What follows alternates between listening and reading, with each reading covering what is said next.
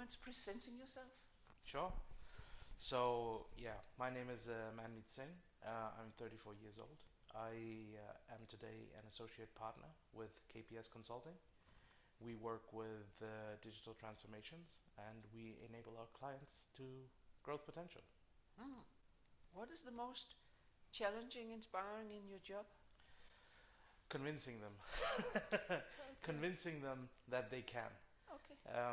The thing is, any change is very difficult. And accepting change can be difficult.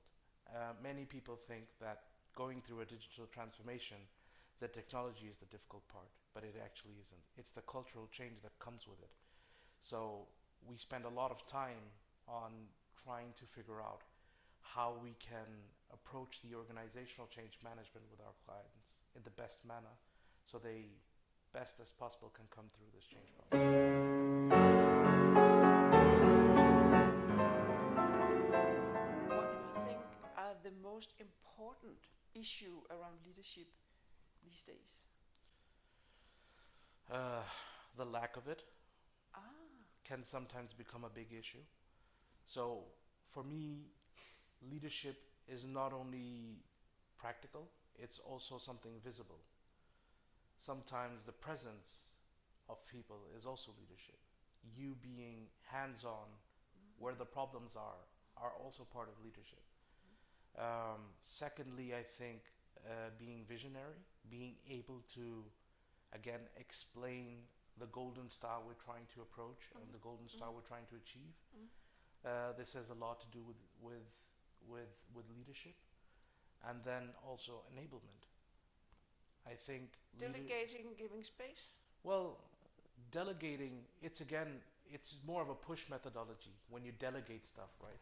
But leadership for me is an environment where you kind of make this pull culture where people want to pull and people want to be enabled to say, I'll take this task and go do it. So, what does it call for you personally as a leader to enable? As a leader, you have to invest a lot of time in your organization. You have to understand all the people that are in your organization and what their specific needs are to be enabled. And this requires you as a leader to be very quick to understand other people, quick to analyze where they need support, and then give them that support and give them the comfort zone of being able to be enabled. Self leadership. Self leadership.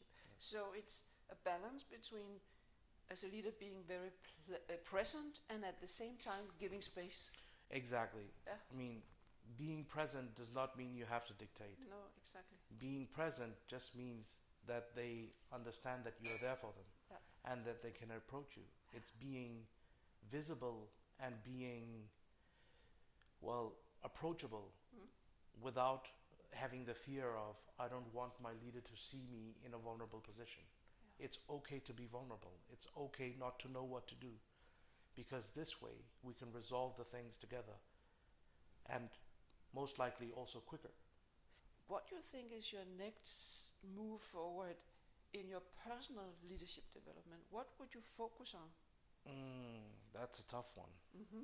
It's always difficult to look inside, right? Yes. For my own development, I think that I sometimes can have difficulties with distancing from my people, Ah, my team or my you become too organization. close. I become very close. Yeah, Yes, that's a good point. and I think it has a lot to do with that. Even though I work within IT and digital transformations, I'm a true believer of that it's people's business, right? Yes. It's not technology alone. Implementing a digital transformation project, it's everything to do with people and culture, which requires that you come close to them. And then I think my difficulty lies in then distancing from them afterwards.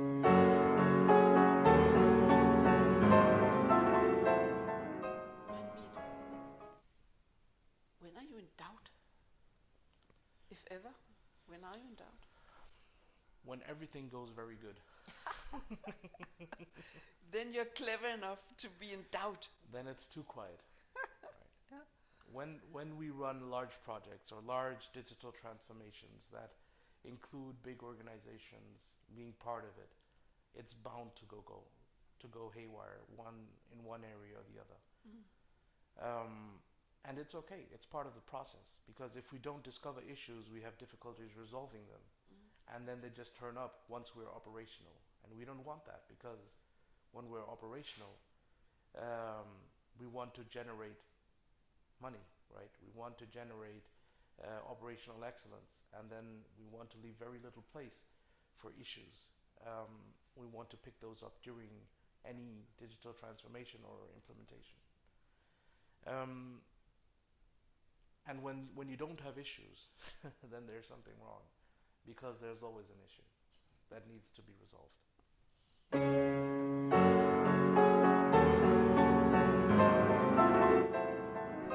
If you should figure out a good advice for a young person who would want to start developing as a leader or go into leadership, what would be your advice? Go for the learning. Yeah, okay. Go for the learning. There's never a time when you're ready to be a leader. It's a skill set you learn on the go.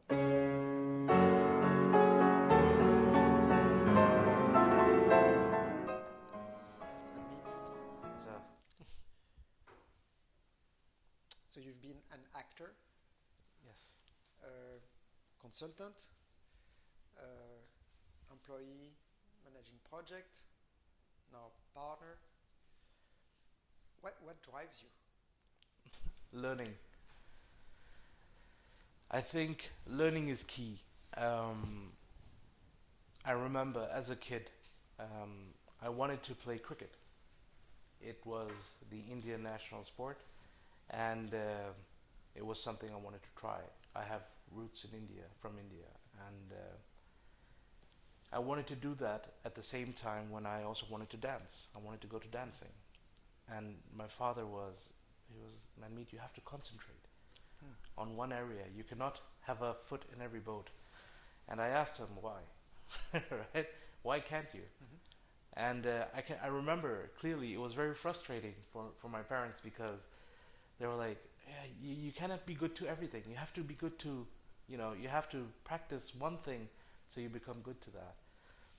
And I've often reflected the way that I work, and the way that I make decisions. My ingoing position is always, why not? And if I have doubts on why not, then it's a yes. Are you saying your parents did not convince you? No. Well, I said no, so I actually did go to cricket and dancing. And dancing, Yes, okay. I was very persistent that I wanted to do both. And in the end, my parents said, you know what, if that's your choice, go to your hip-hop dance and then go play cricket on Mondays, and that's fine. So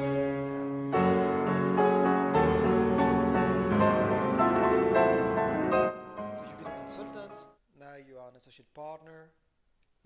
What have you learned, and how is the job different when now you rise to the top of those consultancy organizations? One thing is for sure, even though all clients have somewhat same processes in their organizations, regardless of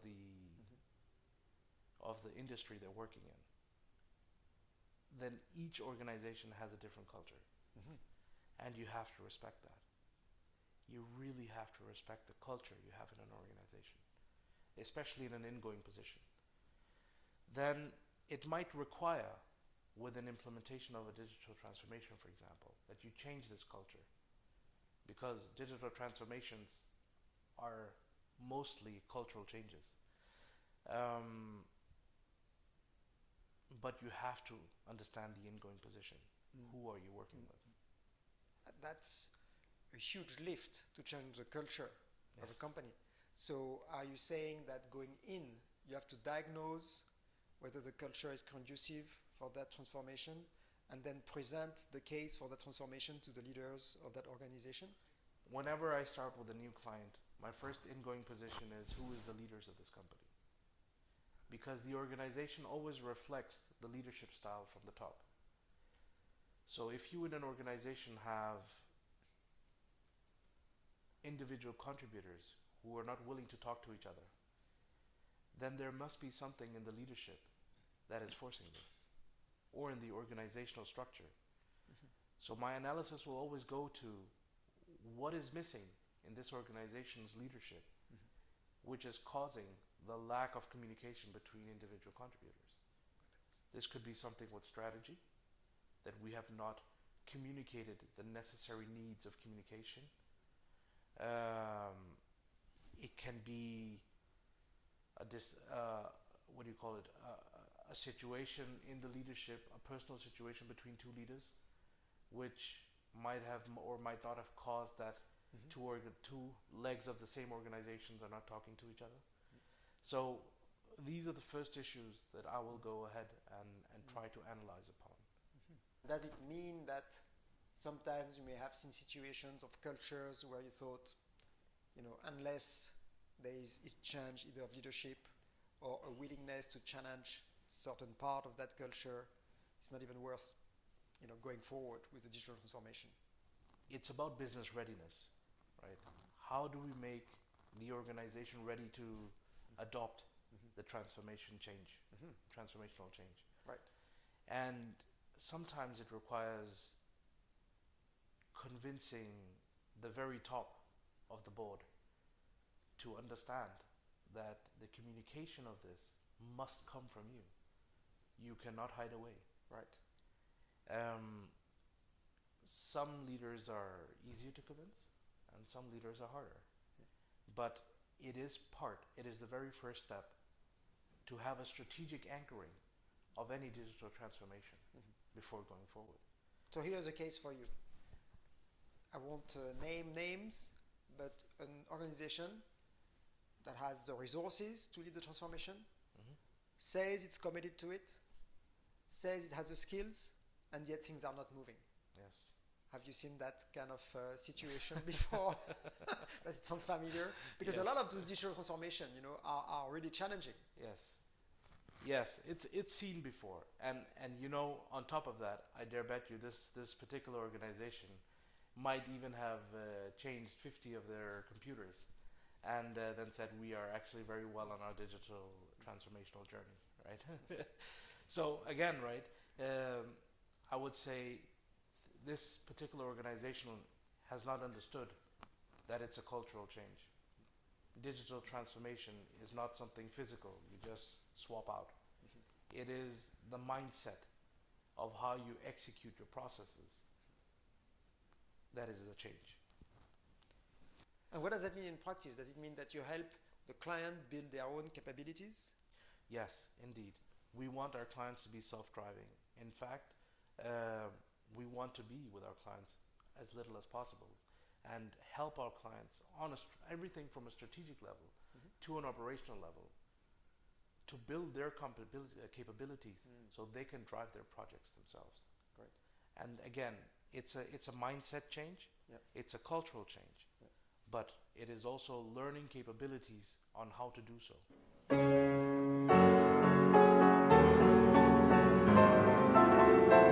Berit, what have you noticed about man-meat? Actually, quite a lot, I think, listening to him and looking at him. I notice some key traits in him: curiosity, courage. He dares to challenge himself, the obvious, others. He also one thing I noticed, he will challenge if things are too peaceful. He will look for the opposite and figure out, could that be true? So he's kind of constantly looking for what should be the next step. It's a drive. So the curiosity, the ambition to influence. Always that's the impression I get. Always looking for what should be the next clever step, the next move, and also being aware that it might be difficult, but he would do it anyway because it's necessary. That's an impression I get. I think he's quite self-aware. He's 34 years old. He's very ambitious. He wants to drive things, and he's self-aware about what motivates him and what motivates other people. And I also noticed that he seems aware of the dilemmas in being in business, developing business, and also being very strong in relationships. And the backside, should there be any kind of risk of backside in the profile, I think he have to be the one who nurture the learning opportunities. If it's not given to him, he have to create them, or else he will be demotivated and bored, and that is a danger as I see it. Hopefully the system he's in is aware that he needs this driving energy, that things should be not repetitive, there should be new aspects. So learning,